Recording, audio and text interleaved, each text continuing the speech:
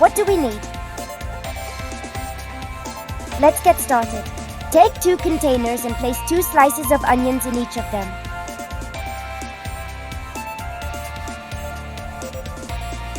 Sprinkle 3 scoops of baking soda in 1 container and leave the second with only the onions.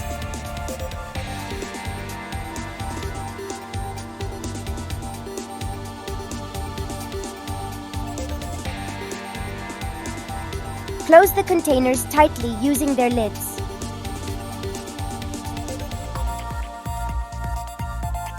Wait for 3 hours.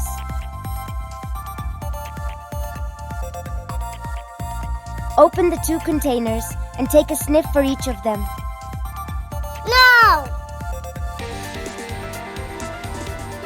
Did you notice that the container with baking soda does not smell bad?